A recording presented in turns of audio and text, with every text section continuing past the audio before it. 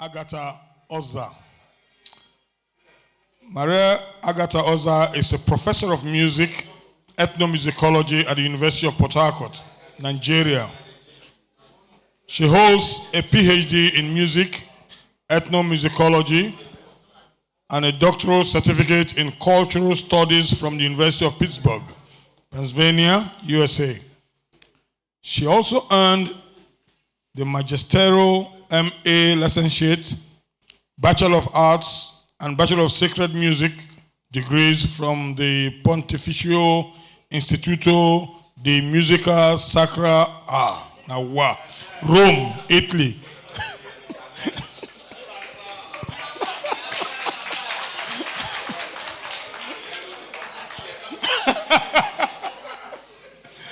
Professor Oza's research, publications, and conference presentations focus on cultural and gender perspectives in traditional African women's rituals, music, and dance, the science of African music, African continuities in the diaspora, cross-cultural studies, indigenous music, and Christian religious sacred music. Her scholarship has appeared in leading peer-reviewed national and international journals and reference works including Yearbook for Traditional Music, Ethnomusicology, Journal of the Society for Ethnomusicology, The World of Music, Analytical Approaches to African Music, the SAGE, S-A-G-E Encyclopedia of Ethnomusicology, Ars Lyrica, Journal of the Lyrical Society for World Music Relations, Journal of the Association of Nigerian Musicologists, ANIM, Journal of the Nigerian Music Education, and African Musicology Online. Professor Oza is the initiator and co-founder of the North American subsection of the African Music Study Group of the International Council for Traditional Music, where she served as its inaugural interim chair. Likewise served on the executive board and editorial team of the ICTM African Music Study Group. In addition, she initiated and organized the ICTM Student and Early Career Scholars Network, creating a platform that continues to support emerging scholars in music. In Nigeria, she founded the ICTMD Nigeria Group, whose members, many of whom are also members of ANIM, actively contribute to regional and world ICTMD conferences, as well as ICTMD dialogues through research presentations and scholarly engagement. It also serves on the editorial boards of several distinguished journals, including, again, AGATHA Musicologica and the Port Harcourt Journal of African Musical Arts and the Humanities. Professor Oza lectures in the Department of Music at the University of Port Harcourt, Nigeria. Beyond her academic career, she is a Roman Catholic religious sister of the Congregation of the Handmaids of the Holy Child Jesus, an international congregation of women religious founded by Mother Mary Charles Magdalene Walker, servant of God. Through her scholarship, leadership, and service, Sister Professor Maria Agatha Oza has made significant contributions to the advancement of ethnomusicology, African music studies, music education, and the promotion of inclusion and intercultural scholarship worldwide. For our lead paper presenter today, and I want to add this, she's my tenant in the Faculty of Humanities. I don't want to tell this August gathering that she has not paid her rent lately. However, as my boss and professor, I will let that slide. Ladies and gentlemen, I present to you Professor Maria Agatha Oza to give the first lead paper. Welcome.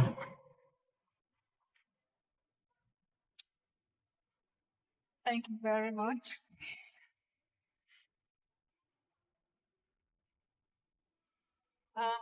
I really want to thank Anne for giving me this opportunity to research on money matters. Let me put it that because it made me to go out of my comfort zone. Did that, so I went out of my comfort zone, and it became very interesting. And I want to tell this people, I ended up writing a 60-page. Only for me at the end to realize that I was not getting to speak. So some of you saw me like, like I brought it down to 25. Okay, so come down. But what I mean, I don't regret that. I'm just saying that so that's one thing. The 21st century has witnessed a profound reconceptualization of the relationship between culture. Fundamentally, altering how scholars, policymakers, and practitioners understand productive practices. Across the global economy, the creative and cultural industries have emerged not merely as supplementary sectors, but as core engines of post-industrial creation, generating an estimated $2.25 billion United States dollars in annual revenue and employing more than 29.5 million people. This is a agreement. Within this broader transformation, music occupies a theoretically distinctive position. Unlike most cultural commodities, music functions simultaneously as aesthetic practice, social communication, career of collective identity, economic commodity, and diplomatic instrument. These multiple functions make music a particularly potent object of analysis for scholars seeking to understand how cultural practices generate and distribute value in contemporary globalized economies. For the sub-Saharan Africa and Nigeria in particular, music's multifunctionality assumes heightened significance given the continent's historical position within global cultural hierarchies, its complex post-colonial inheritance, and its contemporary aspirations to leverage cultural resources for development and diplomatic influence. Nigeria's music industry has emerged as one of the most communally significant and culturally dynamic in the world. Afrobeats, the contemporary genre synthesizing Afrobeats, namely high life, hip hop, R&B, dancehall influences, have achieved unprecedented international visibility with artists such as Wizkid, Burna Boy, Davido, Rema, and Tems securing Grammy nominations, international chart positions, and global collaborations. I think we will also remember that in not this one now, the one before, the World Cup before, we saw Rema in the Middle East. When he started his Baby Come Down, the whole stadium took it over, and he was so like flabbergasted. He just stood there. He was just dazed. He couldn't believe himself. And then we also saw his collaboration with Selena Gomez in the same music. And of course, in this last World Soccer game, we saw Burna Boy and who? Shakira. Thank you very much. And then, who remembers where Tems appeared recently? Who remembers? Very, very recently. Thank you. Obama's historic opening of his library. So that is just to tell us how our musicians are doing in the world. Nigeria's music economy represents a substantial component of the country's non-oil creative sector, generating employment across artists, producers, managers, promoters, and supporting services. Yet, this commercial success coexists with persistent structural challenges, weak intellectual property enforcement, informal labor relations, limited access to financing, pronounced gender inequalities, inadequate music education, limited domestic value retentions, and undeveloped cultural diplomacy capacity. This paper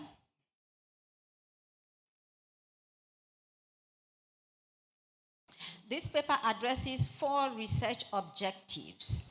As we can see, the first one is the historical. It traces the development and conventions of indigenous music knowledge into symbolic and commercial values. And then we have the second one, which is economy and the society. The main objective there is to analyze employment, entrepreneurship, intellectual property, live performances, identity, and of course gender.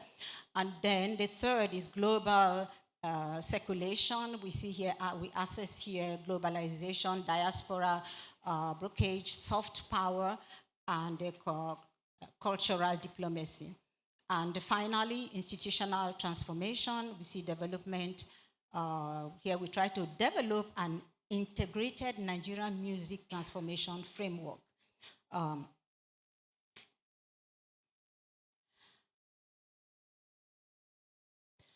Let me look at some conceptual and theoretical framework here. This study employs an integrated theoretical framework combining 4 complementary perspectives that together enable comprehensive examination of how indigenous musical knowledge becomes cultural capital, how this capital is converted into symbolic and economic value, how political economic institutions determine ownership and distribution, and how global circulation creates potential for soft power. Pierre Bourdieu's cultural capital theory holds that non-financial social assets promote social mobility and enable accumulation of symbolic and economic value. Cultural capital exists in 3 forms: embodied, objectified, and institutionalized through awards, streaming metrics, and international validation. In the Nigerian context, indigenous musical knowledge, rhythmic traditions, vocal techniques, and performance practices constitute embodied cultural capital accumulated intergenerationally. This capital is progressively objectified through recordings and digital artifacts and institutionalized through awards and charts positions. Of importance, the conversion of cultural capital into economic capital depends on equality distributed assets to technology, distribution networks, and institutionalized support. David Trosby David Trosby's cultural economics demonstrates that cultural goods possess both intrinsic cultural value and measurable economic value. Political economy of culture examines how economic structures, power relations, and institutional arrangements shape cultural production, distribution, and consumption.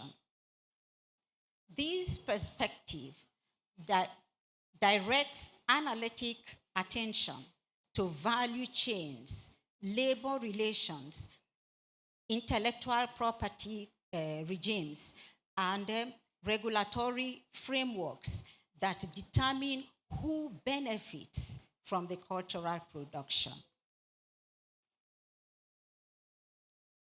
It challenges collaboratory narratives of creative entrepreneurship by exposing structural inequalities, explorative labor relations, and unequal value distribution in which international platforms and intermediaries capture disproportionate value from Nigerian music while artists receive inadequate remuneration.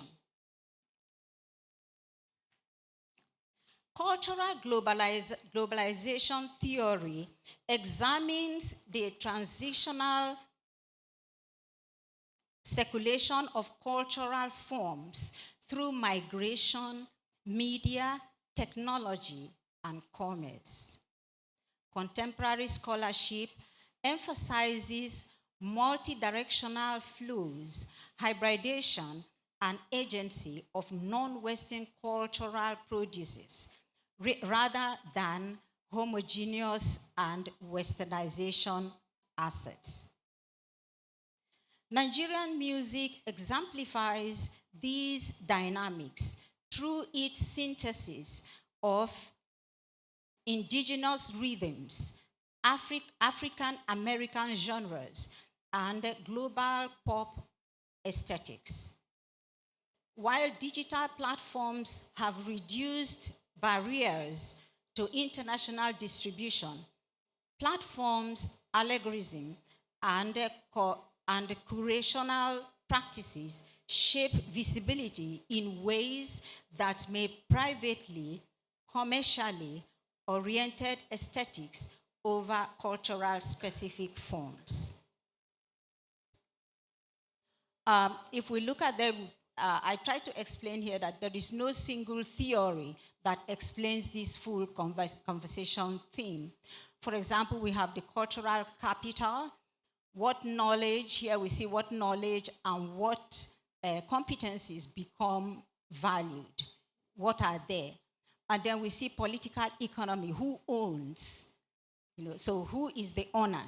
And then, of course, here we see a lot of political play when it comes to what artist music go into the public. And then we see cultural globalization. Of course, when this music goes out, we have a lot of hybridity coming in, and of course, diaspora exchange and diaspora influences. And then we have the soft power. When does attraction become diplomatic leverage? And these, as we see below, we can see the authors that gave us this theory. So when we look at integration proposition, so we see knowledge leading to creative conversation and institutional distribution, as well as moving also to global circulation and then strategic influence. I'm going to talk my paper a little bit before I go back to my write-up. Don't worry so much about this, but here I just wanted to show how much research I went into, looking at unique paper searches of 753, and then sources retained for analysis, and so on. But the analytical methods here that I use, I went first in historical interpretation and periodization, and then thematic analysis and critical synthesis, political, economic, and gender analysis, and then, of course, framework and policy synthesis. The trustworthiness, forget about that one too. So here, we see the main objectives of the paper. Now, what I did with the objectives of the paper is I evaluated each of them in response to what I was analyzing. So the first objective here, the variables are capital forms and periodization. So I looked at the development of music from the indigenous music, and then the different periods, colonial and post-colonial, and so on. And there we looked at what happened in each of these periods. So the method in that first objective was a historical interpretation. And then we have the output there was, of course, the periodization. And then the interpretation here is how knowledge becomes value. The second objective was value chain and gender. And of course, we have the method of political economic synthesis, and then value chain map, and again, who benefits. Then the third objective, platforms, diaspora, soft power, and then platform and critical synthesis, and then circulation, assessment, and visibility. And of course, the last one, institutional capacity, framework, and policy synthesis, and 8 pillars of IN. I will explain later on what I meant by INMTF. And then, of course, we have conditions for transportation. Okay, so within this framework, we have 5 overlapping phrases transform communal practice into a platform for circulation. So we see the first period, we say from the that is to say, when we started thinking about music, to 1900. Here we see the communal sector, and then 19 to 60, we see the colonial urban influences, and then, so this is the historical aspect. And then we see 60 to 90, nation building. We all remember in the 70s when we had the oil boom and everything was going very well, and we all thought that, yes, Nigeria has arrived. And it's turned out to somehow now becoming our doom. Thank you. And then we have the digital age, 1990s to 2010, and of course, the platform for globalization, 2010 to this period. What we see here in the first section, we have oral transmission and embodied capital, and then high life, radio, early commodification, Afrobeat. So each of these periods, we see the development of certain musical types. Okay? And what that simply did is to present a continuity between indigenous knowledge that remains the raw material even as technologies and other institutions change. So cultural capital here acquired value through conversation, not possession alone. Here the conversation is unequal because access to technology, contracts, finance, and distribution is unequal, not only on gender basis, but also sometimes generally. The value chain here expands opportunity while concentrating capture at key bottlenecks. Okay, so we see the artists and the writers, they create, and the studios produce, and then we see the rights policies and so on. Sometimes those rights, those intellectual rights, and also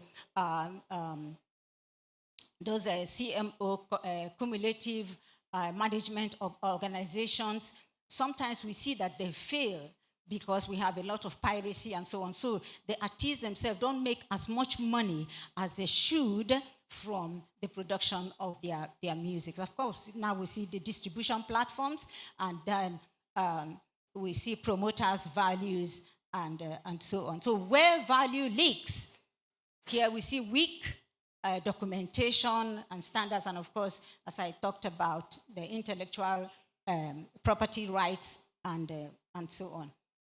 I'm told it's 10 minutes, so I have to rush.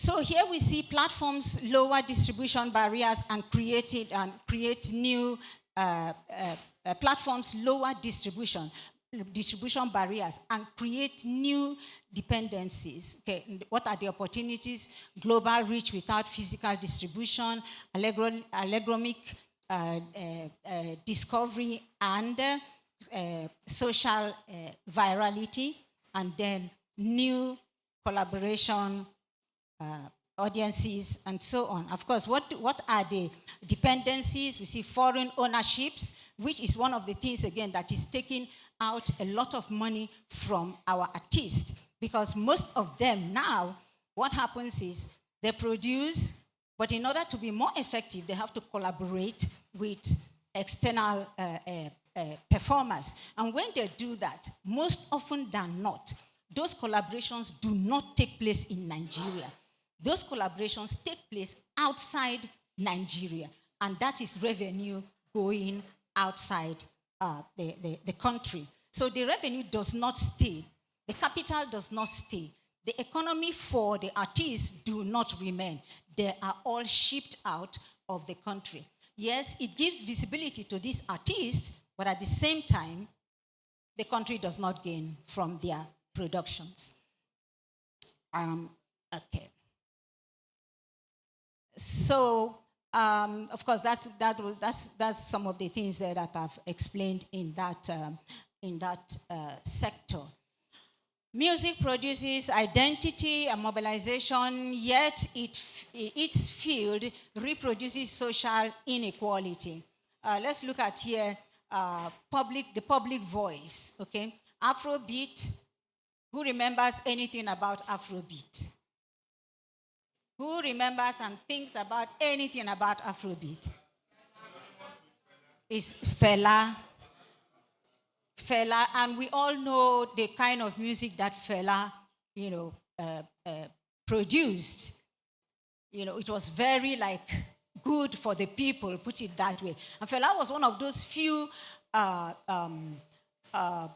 artists that remained within the country. He traveled, yes, but not as much as most of our artists do these days. And we know that in the NSAS, I don't want to remind anybody about what happened, but we know that music played a very important part. And when we look at the gendered side, when I started, I mentioned a lot of male artists, and I only mentioned terms.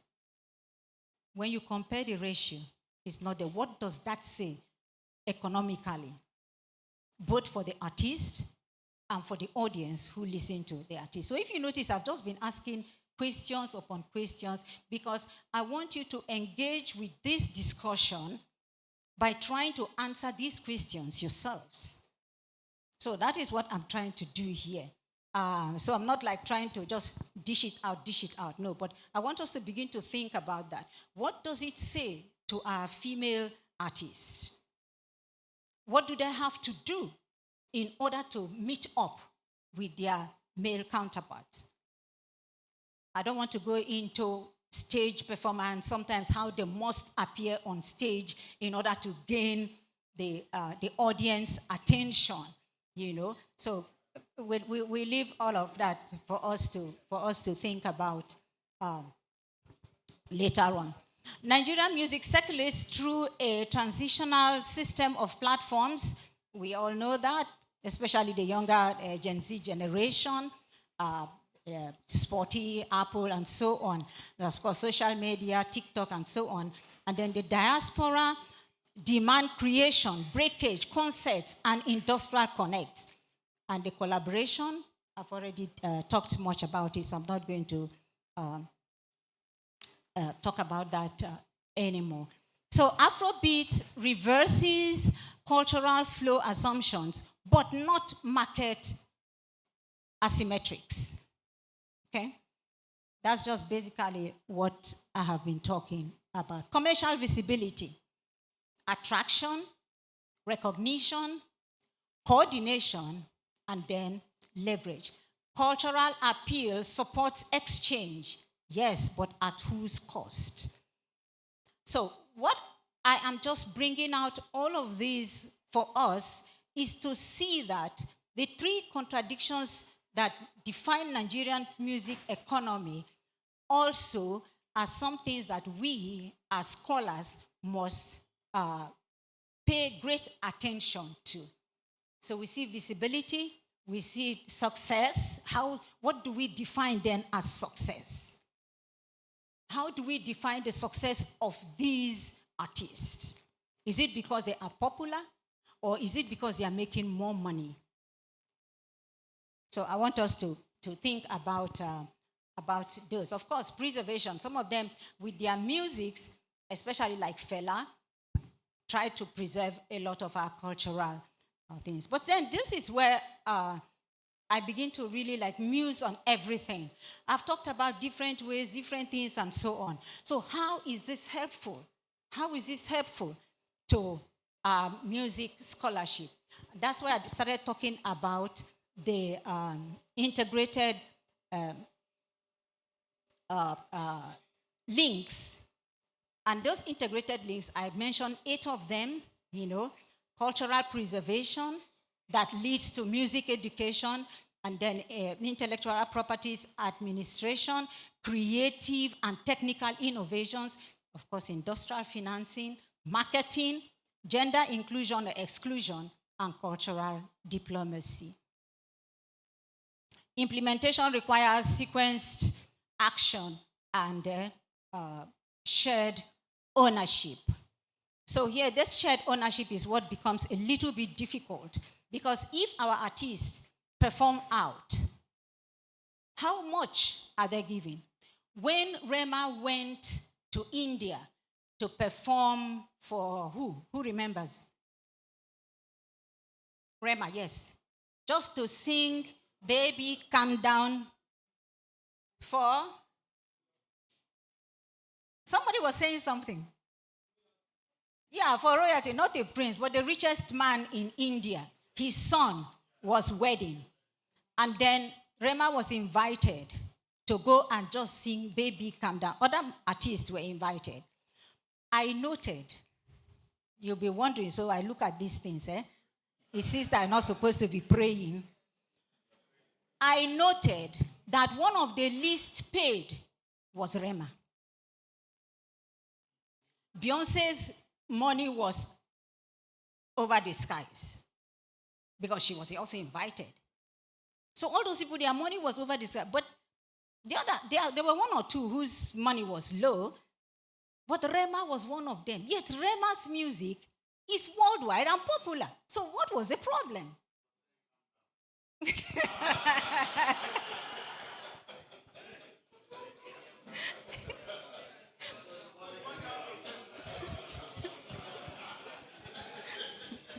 So these are the issues, these are some of the issues that affect us economically. We are not conscious about them. But they really affect us economically. And anyway, I'll leave it at that. Okay, so success must be measured as cultural, economic, and social and diplomatic transformation.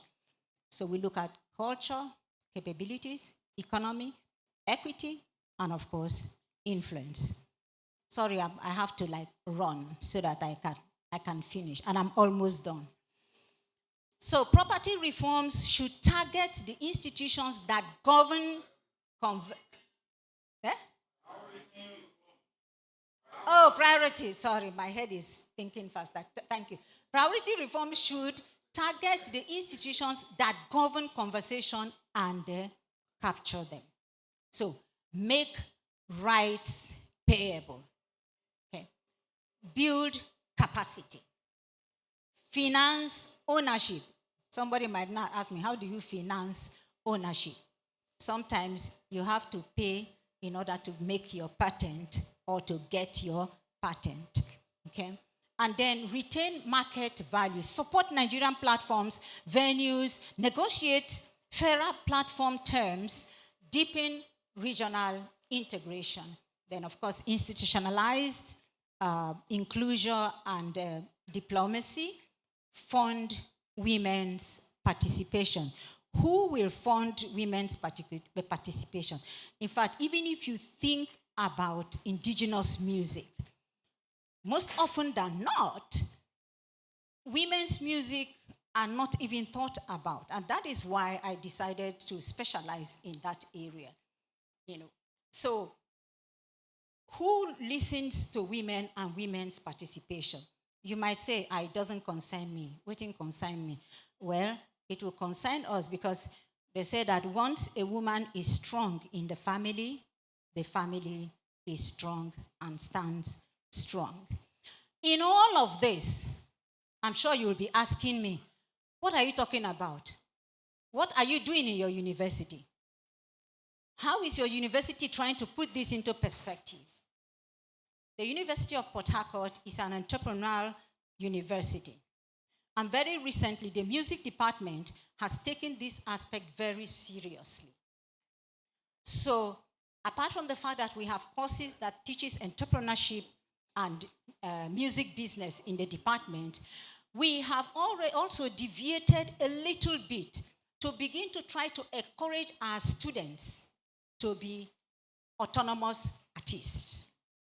We support them, not financially. Sometimes you don't need the finance to support them, but we support them morally and with the necessary tools that they need. And as I stand here, I can tell you that one student threw in all his money. All he wanted of the department was a room, and he has built a first-class recording studio. He has built a first-class recording studio. He's making his money from it. He's giving discounts to the students when they come to record with him. But the studio is open to outside recording. So he's making money. And of course, don't tell me that I'm not going to pretend that the department will not gain something. Yeah, he gives some percentage to the department. So everybody is making money. Everybody is making money. It might not be big. Yeah. Everything begins with baby steps. Okay. Also, the lecturer Maureen John, who is in charge of music business, what he had done lately is to go back to her music students who have graduated and say, hey, come, let's form a mini group here so that I will know what you people are doing out there, and we can also help to support you morally whilst you are doing that. So far, that's what the University of Port Harcourt is doing. And I'm sure other universities are doing likewise. I don't want to mention, but at least I know one or two that are trying to do things like that. So, conclusively, Nigeria does not lack musical capital. It lacks an integrated conversion system. Conversion system. What am I talking about today? Okay, baby, calm down. Okay. And so what do I mean? So we talk about preserve, transmission, transmit the cultural base. We talk about distribute ownership, opportunity, and remuneration more equitably. We are talking about convert global attraction into domestic development and strategic influence.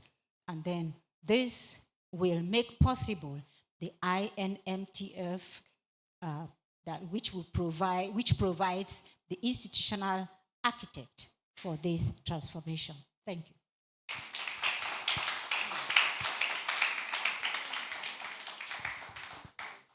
Thank you, Professor Osa, for this presentation.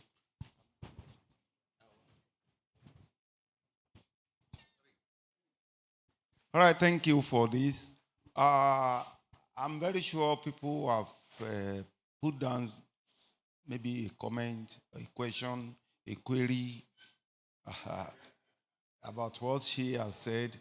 You want to say, how do we negotiate this? How do we? So we are going to allow 3 questions because after now we'll take lunch. After which, on my paper, I have 8 different classrooms where we'll be presenting papers. I've taken note of people who are here. There'll be chairmen of all the plenary sections. That's why we are here. We still want to ask more questions and we want to gain more knowledge as we continue in this conference. Now, Professor Oyeji is number 1 question. Number 2 is Professor Oguno. And Professor Titus will make the 3rd question. Others, please see Professor Osa and ask our questions. If you need me around that place, I will be there. So the first person is, please, we don't want narration, so. Thank you. Thank you for your capital presentation. I'm a bit worried, not by what you presented, but by the examples you gave, which centered on popular music entirely, giving the impression that what we do has no value. How much more the value chain that it will attract. So I don't know why you chose to, concentrate on popular music. And we have our own value. We convert our, creative works and activities. You are employed. It's part of the value chain by art, music, studies. We heard your, numerous Italiano, certificates. That's by the way. That's one. Secondly, the issue of gender you raised, particularly the outfit that has attended gender representation in recent times, and you gave the impression that has been consistent. In the days when we were talking about Miriam Makeba, Onyeko Wenu, quite a number of them, Nelly Uchendu and Co. Well, Brenda was a later madness. These people, represent a culture, a tradition that had been abandoned. And we need to be putting this in context. And of course, in terms of inclusion, which becomes very debatable, I also would like to, put in place that a lot of, females have made global, stardom. We have not seen a case in your rural area. All the lead singers, dancers may probably be women.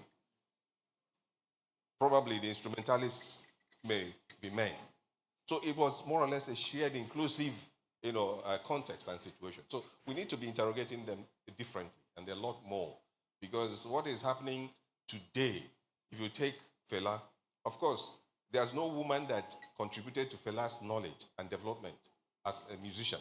And so these were all attendants around his own creativity, not necessarily the ones that were creating for him. And that's why he was the star and the dominant person. And when you look at such a scenario, you begin to say, oh, the women are not, properly included or given opportunity. But ab initio, they negotiated their position and place in such contexts. So we need to, do a lot more, interrogation. Yeah. Thank you so much. Yeah, like I said. To answer all the questions together, so that.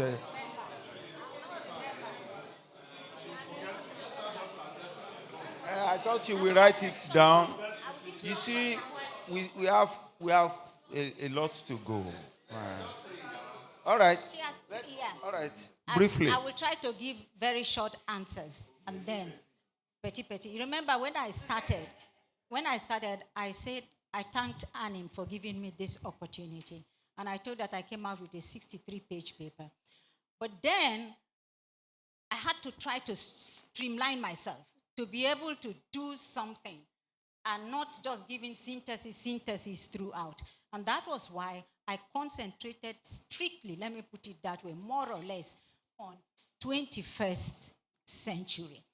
So in the larger part of this paper, of course, I do more of indigenous music. So I talked about even my people, and our women, how our women and so on, produce. For indigenous music, they are the main producers, put it that way. So I talked about that I talked about that like in the larger part of the paper. But like I said, I was constrained to make it shorter. And I had no other opportunity than to do that. And then for the dressing of the women, of course, we know that the older generation, again, they had little or no problem. No, I wouldn't say they had little or no problems. They had some problems that was different from the dressing. But the research that I did recently, talking to some female pop musicians, was that they had difficulties. In fact, one or two of them said they will not dress minimally on stage. And it took time for their music to be accepted. So these are some of the things that, like I said, I did not had the opportunity to do. But I'm telling you, when this paper will come out, maybe for the publication, I will get the true version. And what was your third question again? And then the art, yes, of course, the art music. Even when we look at the art music, who are they? Even in this hall, what is the ratio between the male composers? Let me go to composition because you are a composer. No. I said, let me. Uh-huh. The proportion between male composers and female composers. I mean, there is that, there is that inequality. But that doesn't mean that we women are sleeping. No. You can see with the caliber of women that we have here now, the professors that we have here now, that the women are making, moves to stand, like to grow. So again, thank you. I will include that one. Yes, all right. Professor Oguno.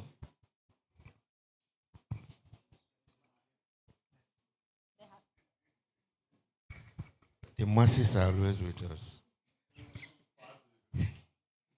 Thank you, sister. Perhaps, if I borrow the words of Professor Alvan, petit answers, because of the time factor. But I was thinking that you should also delve into the area of copyright laws, because most of us here don't know about what our rights are.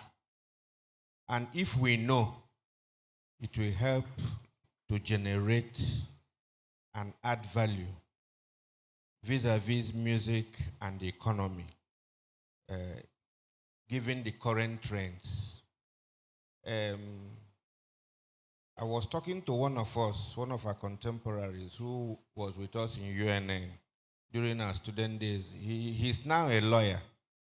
I tried to get him to come to this conference to talk on copyright laws. Perhaps our president and the ESCO can explore that possibility in our next conferences so that we'll be well grounded in the areas of music and copyright laws so that we can have good effects.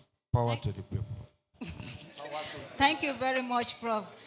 Prof, all right, maybe it slipped, but I did mention, again in passing, I did talk about piracy, I did talk about intellectual property, and I did also mention that because of the way that, music is dealt with here, before it comes out, people have, like when we were using cassette, before the original cassette sells 2, You have sold 4 of the unoriginal cassettes.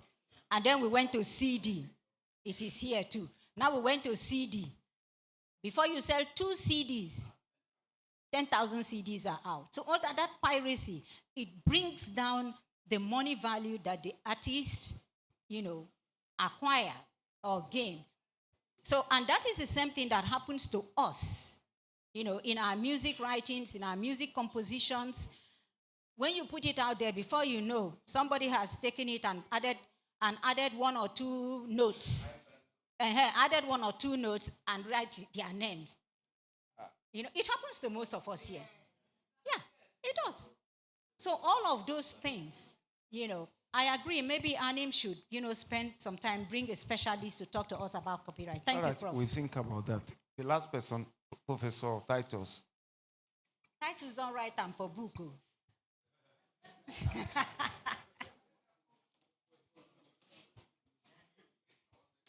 Thank you so much for that brilliant presentation. I think it's just a question because, I was fascinated by this issue of visibility.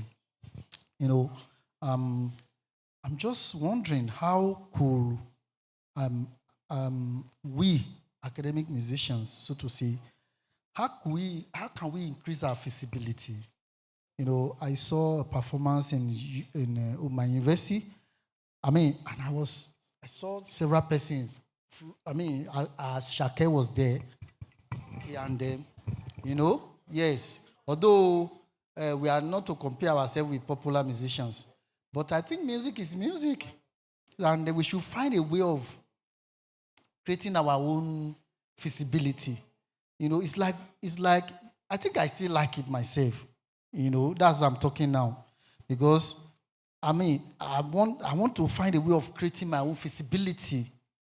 I want to enjoy this music, all right? I want to be comfortable. I don't want to beg as a lecturer. So, and I don't want to do mago. So, we need visibility. I need it personally. So, how do we create visibility in that sense? Thank you. Thank you very much. Thank you very much for mentioning Ashake, because he is one of those, that is also out there doing a lot of things. And recently, he is even collaborating with an orchestra. Ashake, yes. He's collaborating with an orchestra. I don't know how many of us know that. And he's recording. And of course, one of Ashake's best music that I love. Anybody can sing with me? Lonely, lonely, lonely.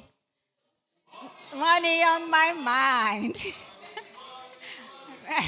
Okay. Okay, thank you very much. Yes, Prof. Visibility is what we should really be working towards now. And if you notice, in my last 3 sentences that I concluded the paper with, the last one I say, convert global attraction into domestic development and strategic influences. And this is what, like I said, most of the things I was doing in my paper was to throw out things there just to keep us, to begin to make us to think. So that is, I would say, that is also like an afterthought of that last sentence. How do we improve our visibility? It's for us to answer. Thank you very much.